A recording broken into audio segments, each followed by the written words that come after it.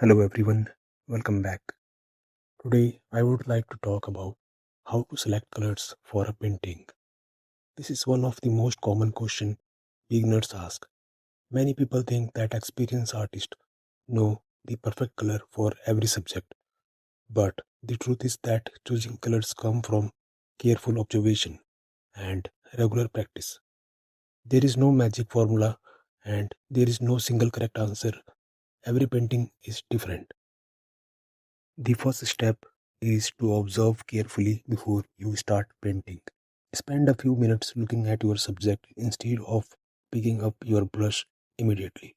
Notice where the light is coming from. Look at the warm colors and cool colors and the dark and light areas. Don't paint what you think you see. Paint what is actually there. For example, leaves are not just green.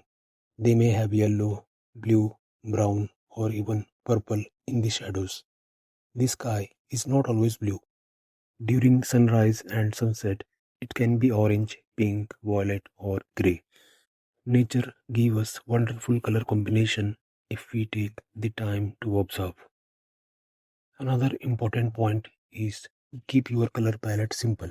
Many beginners believe that buying more colors will improve their paintings, but that is usually not true. Even a small palette of 6 to 10 colors is enough to create beautiful artwork. A limited palette helps your colors look more harmonious and teach you how to mix colors instead of depending on ready-made ones. Color mixing is one of the best skill an artist can develop. The more you experiment with mixing, the better you understand how colors work together. It is also helpful to understand the difference between warm and cool colors. Warm colors such as yellow, orange, and red create feelings of sunlight, energy, and happiness.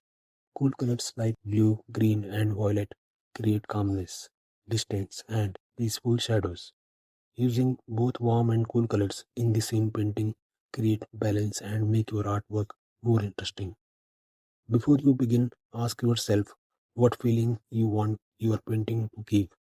Bright colors can make a painting feel cheerful, while softer colors can create a peaceful atmosphere. Finally, don't be afraid of choosing the wrong colors. Every artist, no matter how experienced, has made color mistakes.